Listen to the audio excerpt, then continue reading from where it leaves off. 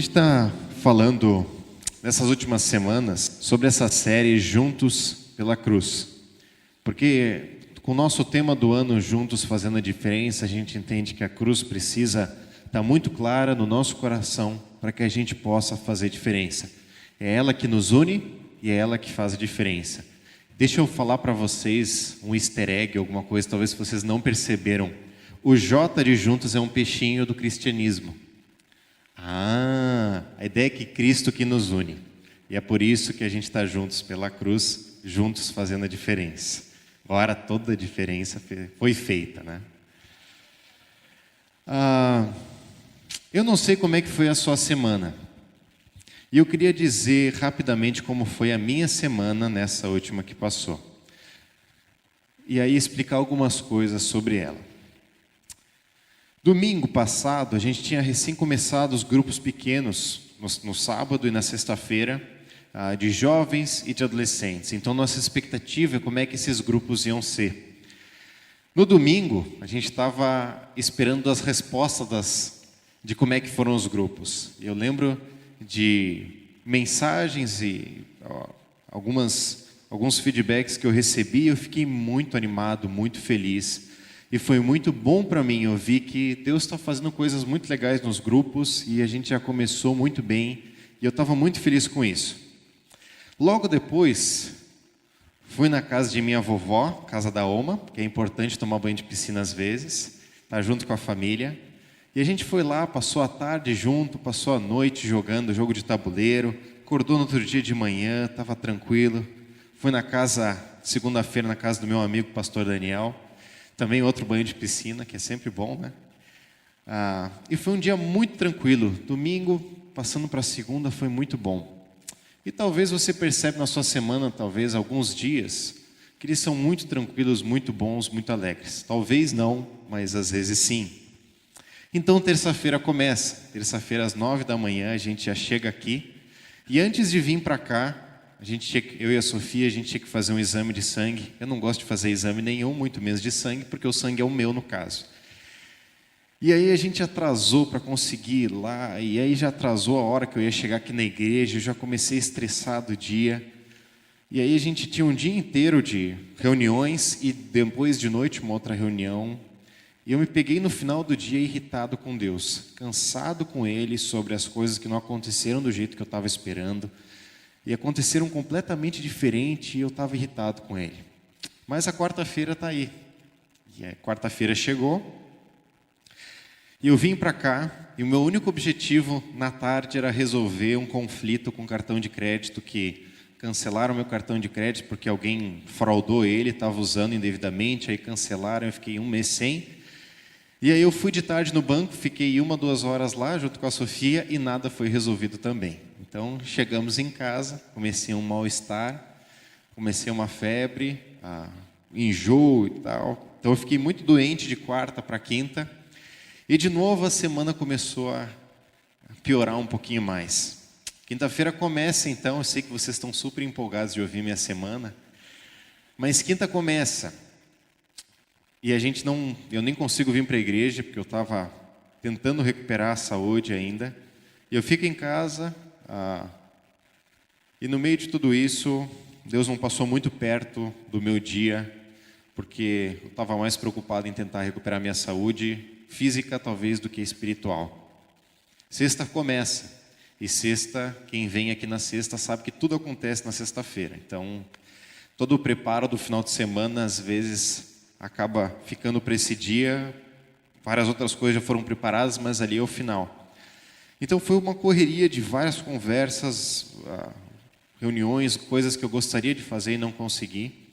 Programação dos adolescentes no final. E apesar de ser um dia muito cansativo, eu terminei bem. Sábado começa, descanso um pouco pela manhã, de tarde, de noite já venho aqui para os jovens. E a minha sensação no final do sábado era de novo de estar cansado, irritado com Deus por algumas coisas que eu esperava que acontecessem. E eu vim junto com a Sofia para a igreja no sábado, só, coitado dela, só reclamando das coisas que eu sabia que não estavam acontecendo do jeito que eu esperava. E eis domingo, estamos aqui. Um dia super corrido, em que a minha cabeça e meu coração está metade no galeto, metade aqui. E eu fico muito triste por isso. Porque eu percebo que o meu problema não foi esse dia agora que eu estou cansado de várias coisas que aconteceram na semana, mas que o meu problema foi que eu não caminhei com Cristo em todos os outros dias. E obviamente o resultado é visível. Eu não sei como é que é a sua semana. Eu acabei de relatar a minha. Mas talvez na sua semana você tenha altos, tem baixos, tem dias muito difíceis e tem dias um pouco mais tranquilos. Mas tem vários momentos em que a gente é inconstante. E que a gente gostaria de viver todos os dias alegres, caminhando bem com Jesus. O que geralmente a gente faz é estar estressado, cansado e longe dele. E é pensando nisso que eu queria te convidar a pensar mais uma vez nessa unidade, nessa junção de estar juntos pela cruz, porque é ela que nos une, porque é ela que faz toda a diferença em nossa vida. Sem ela, a gente não teria proximidade, senão pela família, pelas amizades. Nela, nós somos uma família. Nós todos somos uma família em Cristo. Por isso, eu queria me concentrar com vocês a conversar hoje sobre um texto em específico. Um texto que eu percebo que tem falado muito ao meu coração e eu queria compartilhar com vocês. Abre comigo então em Lucas, capítulo 9, versículo 23.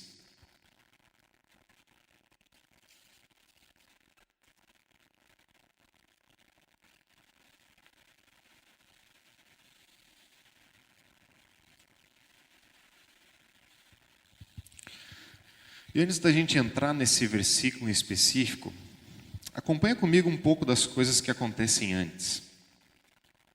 Lucas, ele era um médico, então sendo um médico, ele era bem detalhista. Espero que nenhum médico erre por falta de detalhes. Então, todo médico ele é muito metódico, ele precisa saber todos os detalhes. E ele foi um pesquisador sobre a história de Jesus. E pesquisando sobre a história de Jesus, ele escreveu esse Evangelho de Lucas. Então ele foi muito meticuloso em escrever as sequências, as coisas que iam acontecendo com mais detalhes possíveis.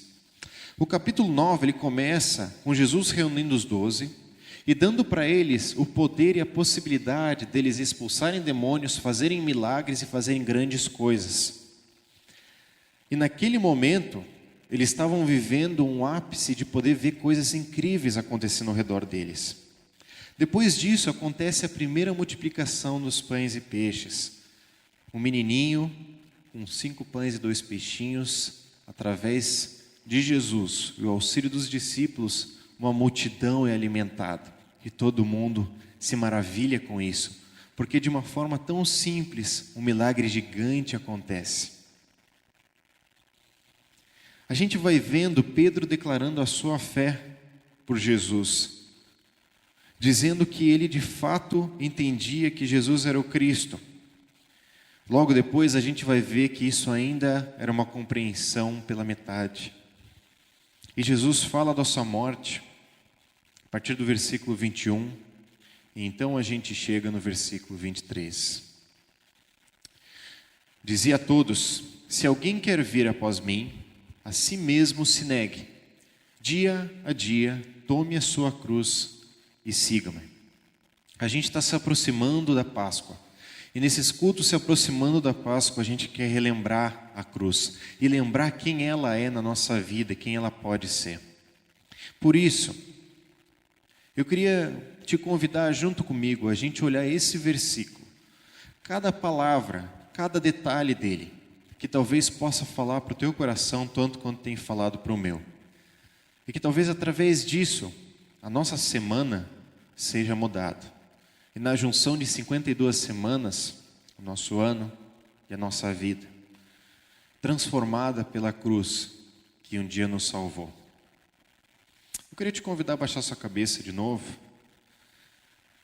E você ter uma oração sincera com Deus, pedindo para que Deus fale ao teu coração o que só Ele sabe que é necessário para ti. Que você possa estar com o coração aberto e o ouvido atento. Logo depois eu quero orar também.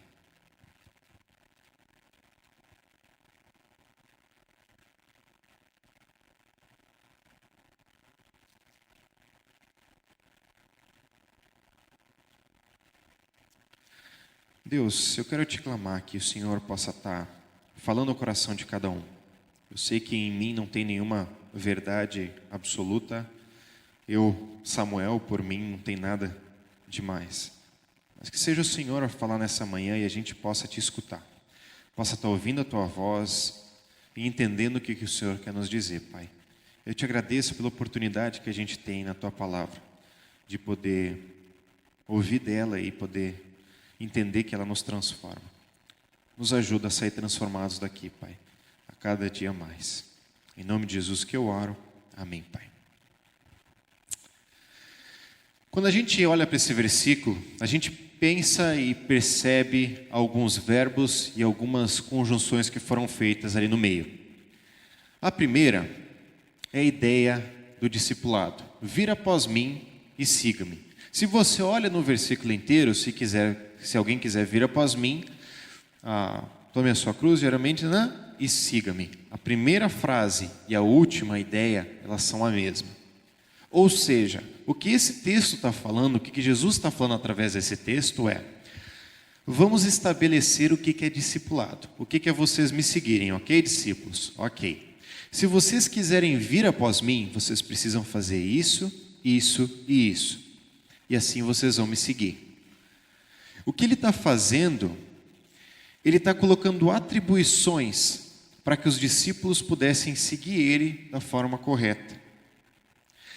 E percebe o que eu compartilhei com vocês um pouquinho antes, no começo do capítulo 9, de que o que os discípulos estavam acostumados a viver com Jesus era grandes milagres e grandes coisas incríveis, multiplicação de pães e peixes, pessoas que eram mortas ressuscitando, o cego voltando a enxergar, coisas incríveis acontecendo ao redor deles. Até então, o que era ser um discípulo de Jesus? Era ver tudo isso como testemunho ocular. Era ver essas coisas tão pertinho quanto eles pudessem. E ali é onde eles estavam vendo o que Jesus estava fazendo. E ali eles percebiam essa grandeza e falaram: eu quero estar nessa festa, eu quero estar nesse meio. E às vezes um fariseu falava alguma coisa, eles pensavam: agora o que Jesus vai responder? E Jesus respondia uma resposta melhor ainda. Eles falavam: estamos no time certo, é isso aí. E em vários momentos eles percebem o quanto Jesus era grande, e ele era muito mais poderoso, mas eram coisas incríveis e muito boas. Então Jesus ia falando em alguns momentos, alguns ensinos que eles não gostavam tanto, que era sobre morte, sobre cruz, sobre destruir templos. Falaram: Jesus, vamos contar umas histórias mais bonitas. Então Jesus resume, talvez tudo isso nesse versículo: se alguém quiser vir após mim. E Jesus sempre ensinou pelo exemplo. Em todos os momentos na Bíblia que a gente vê um ensino de Jesus, de alguma forma ele está vivendo aquilo, ele está exemplificando. Quando Jesus fala do batismo, de demonstrar a morte para a antiga vida e a nova vida agora com Deus em Cristo, ele se batiza, ele mostra para as pessoas. Quando Jesus fala de servir os outros, ele pega a bacia e ele lava os pés dos discípulos, porque era assim que ele ensinava, ele mostra na prática. E nesse momento o que Jesus está falando é: eu quero ensinar vocês como me seguirem agora, e eu vou demonstrar, mas eu quero que vocês entendam antes o que é isso.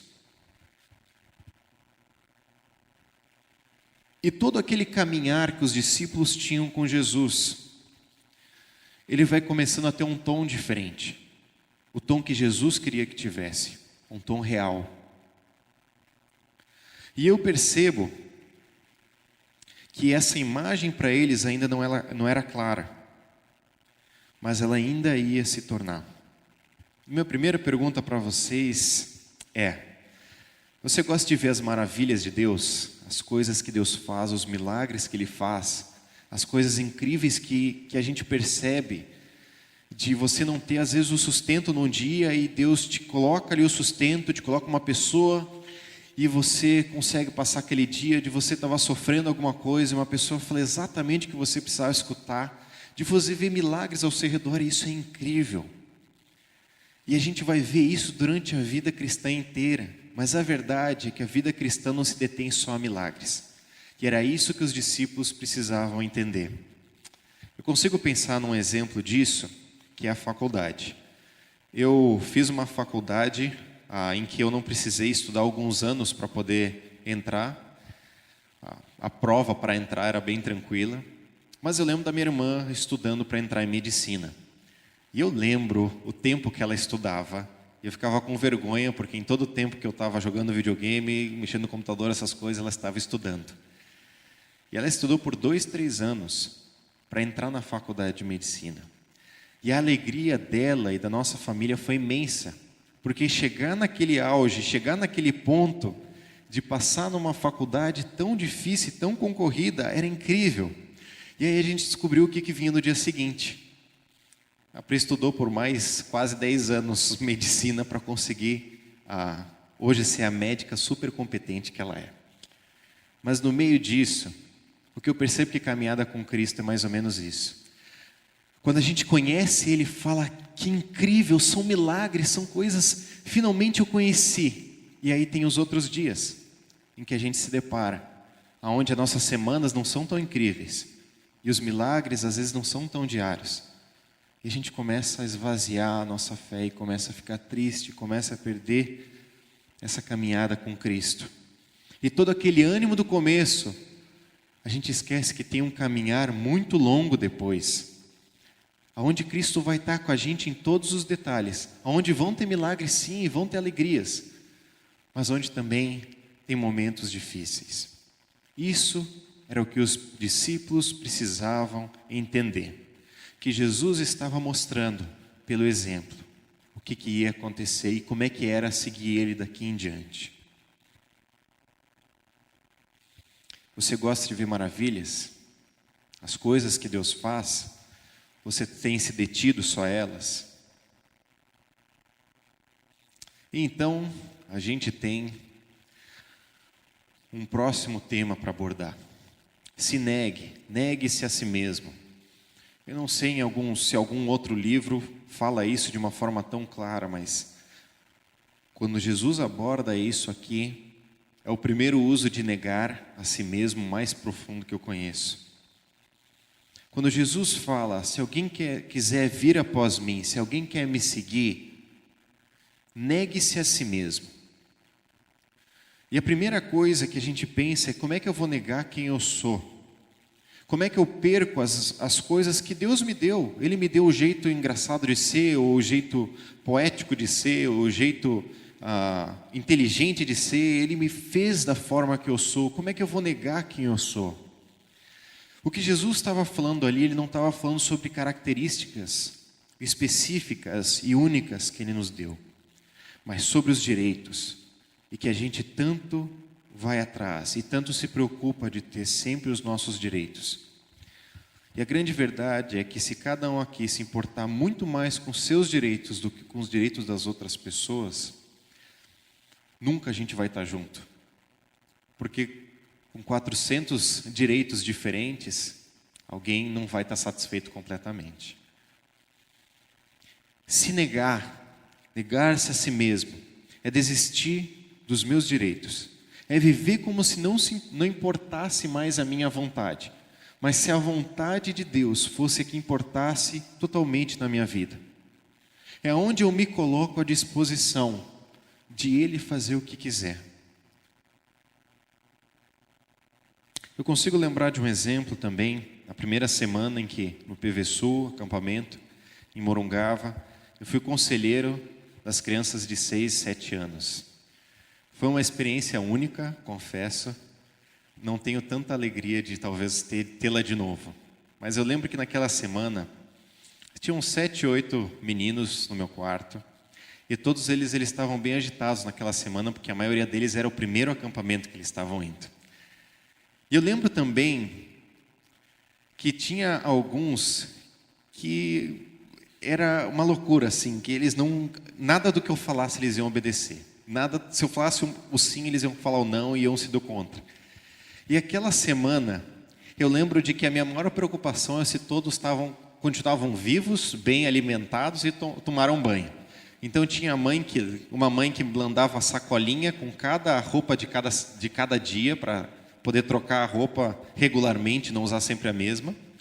E tinha outras mães que nem sabiam que o filho estava no acampamento. Então é essa loucura assim. E no meio disso, eu lembro que a minha preocupação quando começou aquele dia foi ficar sempre 1, 2, 3, 4, 5, 6, 7, 8. Amém, está aqui todo mundo. 1, 2, 3, 4, 5. E a refeição que eles tomavam era muito mais importante que eles comessem primeiro e depois desse tempo eu comia. E quando eles iam tomar banho, vamos tomar banho todo mundo primeiro, depois eu vou. E a gente chegava atrasado, às vezes, na refeição, e quando chega atrasado tem que pagar a prenda e tudo mais, eu pagava também, porque... E foi uma semana muito difícil para mim, porque eu percebi que nenhuma das coisas que eu queria fazer, eu estava conseguindo fazer. E acho que ali eu comecei a entender um pouquinho, talvez, do que é negar-se a si mesmo. Porque naquela semana, o que eu mais pensava é, imagina ser pai e mãe. Deus abençoe meus pais, porque olha... E eu fico pensando de coração assim na paternidade, o quanto ser pai, ser mãe é um ato heróico de descobrir que os seus direitos não são os mais importantes e você abrir mão deles para poder servir os seus filhos. E o quanto isso exige tanto trabalho, mas tem frutos depois. E eu percebo que de alguma forma as coisas que a gente vive, família, é uma parábola viva do que Jesus queria mostrar da nossa relação com Ele. Essa relação de pais com os filhos, de abrir mão dos direitos para que os filhos possam comer, possam se alimentar, possam ter as melhores escolas, o melhor que a gente pode dar, em sacrifício dos pais para mostrar o sacrifício de Cristo por nós, de entregar tudo que Ele tinha, a sua vida, por amor a gente. A grande verdade é quando eu entendo o que é me negar a mim mesmo, existe um porém muito grande. Porque quando eu digo que eu quero negar a mim mesmo, de certa forma, eu estou abrindo mão de sonhos bem particulares. Eu estou abrindo mão de coisas que talvez eu gostaria tanto e talvez Deus espera diferente da minha vida. E a verdade é, você está disposto a abrir mão? E isso é que é se negar. Você está disposto a abrir mão da carreira, talvez que você tanto sonhou? Se Deus te levar para outro lugar, ou você prefere a sua carreira do que aonde Deus possa te levar? Você está disposto a abrir mão, talvez, do sonho de um dia casar? Se Deus tiver algo diferente para ti? Ou você está se importando mais com seus sonhos e com coisas que você espera?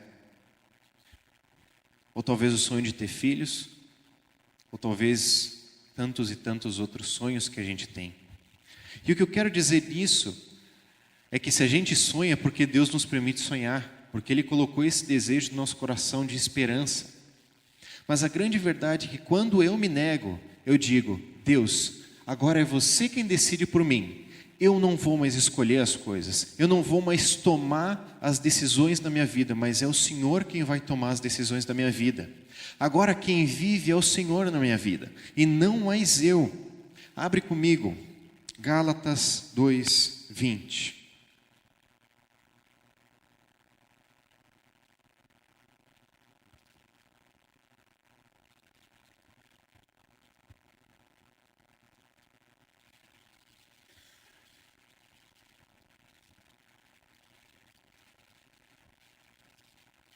Gálatas 2:20 diz assim: fui crucificado com Cristo, assim já não sou eu quem vive, mas Cristo vive em mim.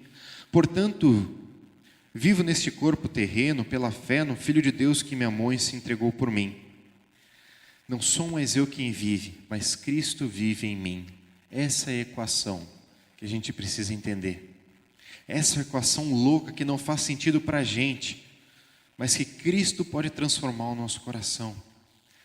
Não sou eu quem vive mais sozinho no meu corpo, mas Cristo agora está transformando o meu coração e através dessa transformação eu quero viver o que Ele está pedindo para mim. Seguimos então, dia a dia, dia após dia. E o que eu percebo é que continuidade é uma das maiores marcas da fidelidade. E às vezes a gente está preocupado com grandes conquistas. A gente lembra de momentos incríveis onde a gente teve um tempo com Deus. E a gente lembra talvez de épocas da nossa juventude e outros momentos da nossa vida em que realmente a gente sentiu Deus presente e que hoje não é mais assim. E a gente se prende às vezes a grandes conquistas do passado e esquece das coisas simples do presente, das pequenas vitórias do presente. A gente se esquece que continuidade é muito mais relevante para a nossa vida, para chegar no final da nossa vida, a gente se alegrar numa vida com Deus, do que coisas grandiosas no meio disso, onde ficam no passado. E deixa eu falar com muita sinceridade o que eu tenho aprendido com as pessoas da terceira idade aqui da igreja. Pessoas que por 40, 50, 60 anos têm participado da igreja, têm procurado ser fiéis às coisas simples da fé. Eu tenho esperança de que um dia eu possa chegar no final da minha vida e estar perto de Deus, estar caminhando perto de Deus. Porque quando eu olho para a minha juventude, para a minha época, 5, 6, 7 anos, onde eu entrei nos jovens, e a maioria deles não está em nenhuma igreja mais. E eles não estão mais caminhando com Jesus. Eles não querem mais saber disso. E quando eu olho para a terceira idade, me alegra, porque eu vejo uma esperança de que eu posso chegar lá.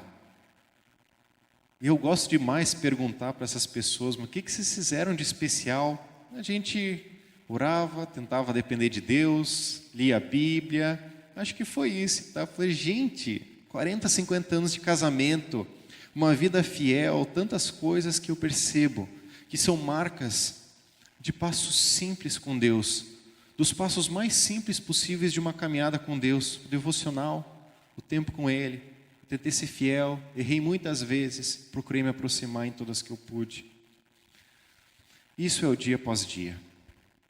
Porque se eu não entender que esse negar-se a si mesmo, negar o meu ego, quem eu sou, esses meus sonhos, essas coisas mais do que Deus, se eu não negar dia a dia isso, vai ser que nem a minha semana, vazia. E no final dela, de novo eu vou sentir esse vazio. O que eu tenho aprendido com pessoas que passaram muito tempo sendo fiéis a Deus, é que Deus honra.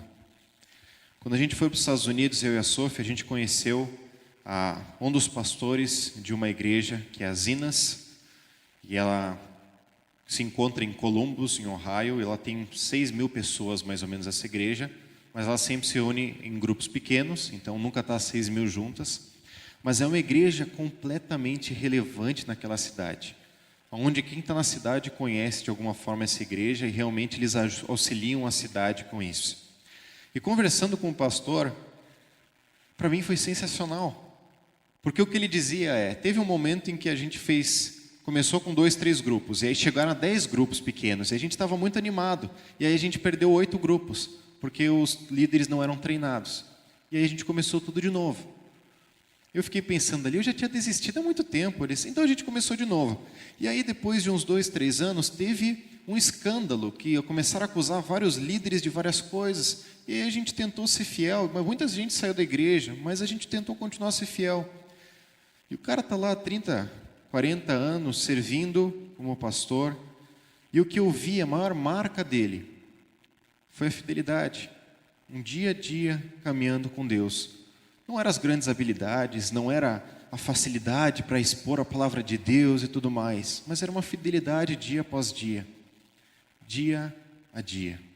O ritmo, mantendo um ritmo continuado com Deus. Então a gente chega, talvez, na parte mais profunda desse versículo. Se alguém quiser seguir a mim, a si mesmo se negue. Diariamente, tome a sua cruz e siga. E quando Jesus fala de tome a sua cruz, a primeira coisa que às vezes vem na minha memória ou vem às vezes na nossa mente, é que tomar a cruz É a ideia de eu tenho uma família onde a minha mãe é insuportável e essa é a cruz que o Senhor me deu para carregar.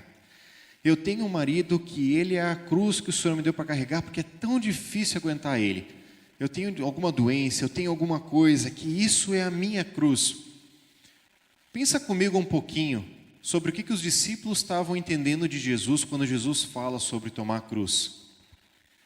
Toda vez que os discípulos viam alguém caminhando por Jerusalém ou nas regiões, segurando os braços da cruz nas costas e levando acompanhado de soldados, eles percebiam duas coisas. A primeira é, o cara deve ter feito algo muito errado para chegar ali, porque era a pior morte de todas. E a segunda é que era um caminho sem volta. Aquela pessoa nunca mais ia voltar. Aquela pessoa carregando aquela cruz, ela ia para um destino que era a morte. E esse era o único destino. E quando Jesus fala sobre tomar a sua cruz, toda aquela alegria de milagres e tudo mais começou a mudar. Porque o discipulado, porque eu seguia Jesus, tomou uma outra forma. E agora ele está falando de cruz. E a pessoa que tomava a sua cruz, que levava a cruz nos ombros, para a gente hoje, é algo profundo, é algo bonito. A gente pensa no perdão, no amor. Para eles, era levar um instrumento de dor nas costas. O que ia matar eles, eles mesmos estavam levando. É como se um condenado à morte levasse uma cadeira elétrica nas suas costas, se fosse possível. É como alguém que ia ser fuzilado, levasse o fuzil nas costas, que esse tiro mesmo ia matar ele. E era assim que os discípulos estavam vendo. Os discípulos não estavam se importando tanto quando Jesus falou de tomar a cruz, o peso da cruz. Porque o peso da cruz era só um detalhe. O problema é que no fim ia gerar morte. Levar a cruz, esse peso, era uma parte do todo. Para onde ia levar essa cruz? E é isso que eu percebo. Que em vários momentos a gente precisa relembrar e relembrar o que Paulo diz em Gálatas 2:20. Eu fui crucificado com Cristo, agora já não sou mais eu quem vive, mas Cristo vive em mim. É a vida dele que está vivendo dentro de mim.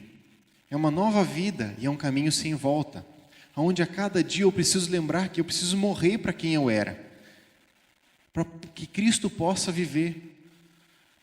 Abrir mão das minhas vontades, dos meus sonhos, porque Ele vai colocar coisas tão mais incríveis dentro de mim. O que precisa morrer ainda dentro de você para que Cristo viva? Talvez você tenha coisas que são importantes demais para ti, que te impedem de morrer para o teu antigo eu. Talvez são coisas que você sabe que não são, você sabe que são pecado, que você precisa abandonar. Talvez são coisas que não são pecado, mas que estão no lugar errado de prioridades e você precisa mudar. O que precisa morrer ainda? Para que Cristo viva completamente.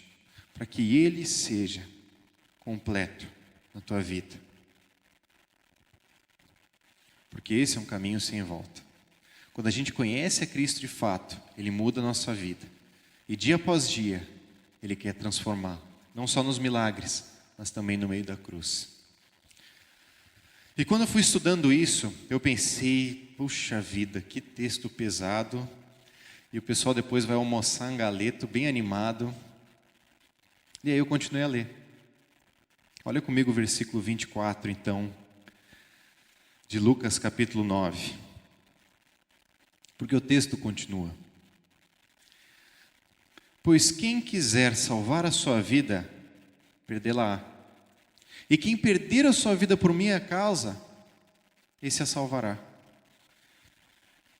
Existe uma equação na Bíblia que não faz sentido para ninguém que a gente explique senão pela fé. Onde a criança é maior do que o adulto na Bíblia. Onde o mais louco é mais sábio do que os mais sábios aqui da terra. E essas equações não fazem sentido às vezes para a gente, mas Cristo faz com que elas sejam entendidas. A boa notícia é que existe uma vida que vale a pena ser vivida com Cristo. E a melhor notícia ainda é que você só precisa entregar a sua vida para quem sabe cuidar dela.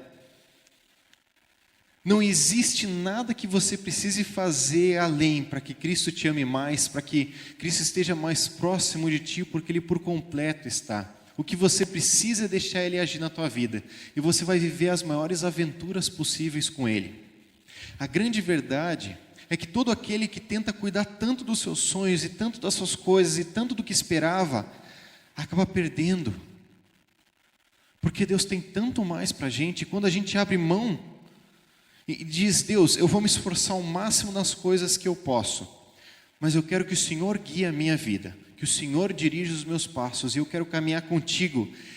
Isso liberta, porque agora você no momento certo deu o controle da sua vida, finalmente deu o controle da sua vida para quem sabia cuidar. E quando você vive dessa forma, você se completa. Talvez a cada final de semana, você fica pensando na segunda-feira como é a expectativa. Eu sempre me sinto vazio, triste, e a minha fé tem estado tão complicada, cada dia mais menor. A boa notícia é que você só precisa se entregar para Cristo. A consequência disso é que é um ato diário. A cada dia, entender que não é mais a minha vontade que vive, mas a de Cristo, porque Ele sabe o que é melhor para mim. E por fim, versículo 25, que aproveita o homem ganhar o mundo inteiro, se vier a perder-se, ou a causar dano a si mesmo, se vier a perder a sua alma. Essa semana faleceu um grande físico, Stephen Hawking, e provavelmente a maioria de vocês soube disso. Ele era muito conhecido pelo estudo dele com buracos negros e várias outras coisas relativas. Foi um cara super inteligente, super instruído, um gênio da física. Mas a grande verdade é que ele não temia Deus. Em várias declarações dele, ele dizia coisas contrárias a Deus, de que Deus até talvez exista, mas hoje o homem consegue explicar o mundo sem a presença de Deus. A gente sabe aonde está a alma dele, de alguma forma, com tristeza. De que adianta os políticos hoje fazerem grandes casas, mansões, que na semana seguinte são condenados? E é isso que o texto fala. De que adianta a gente se esforçar tanto por coisas, e ir tanto atrás, e se importar tanto mais do que seguir a Deus, mas com essas coisas, e chegar no fim da vida e ver que não lutou por nada que fazia sentido. Entenda que Deus vai nos cobrar a nossa excelência em todas as áreas da nossa vida, seja na carreira, na faculdade, na escola, na nossa família, mas que através dela a gente possa abrir mão do que a gente espera, dos nossos sonhos, para que a gente possa viver os sonhos de Deus, ou as coisas que Ele tanto anseia para a gente. Porque isso nos faz viver as maiores aventuras possíveis. Quando a gente desiste de correr atrás da nossa vida e deixa Jesus viver nela, a gente é transformado pela cruz. Baixa a tua cabeça junto comigo. Deus, eu queria te agradecer porque quando a gente olha para a tua palavra, a gente percebe o que o Senhor está falando sobre o discipulado. Negar a si mesmo, algo diário, e tomar a cruz. É tão difícil isso às vezes, Pai. E eu percebo que é tão difícil para mim de entender isso em muitos momentos. Talvez eu não consegui expor isso da forma mais clara possível, mas que o Teu Santo Espírito possa traduzir isso ao coração de cada um. O que a gente sabe que precisa mudar. E o quanto é tão mais importante, às vezes, celebrar as pequenas vitórias. Um devocional após o outro, uma caminhada contigo após a outra, uma oração. Alguém que a gente senta e elogia. Alguém da família que a gente abraça e diz que ama. Pequenas coisas, mas que no final da vida vão fazer tanto sentido, Pai, contigo. Nos ajuda a cada dia a gente entender que não é mais a gente que vive. E no momento que a gente entregou a vida para Ti, a gente deu o controle para Ti, quer que o Senhor reine sobre nós.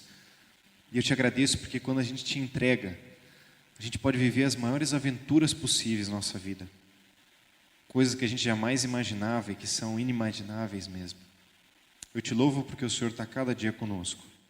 E da mesma forma que os discípulos foram entender isso depois, quando o Senhor morreu na cruz, quando Cristo morreu na cruz, e através disso também os discípulos entregaram a sua vida, a vida deles por Ti, que a gente possa entender hoje o que é essa ideia de Te seguir. Em nome de Jesus que eu oro. Amém.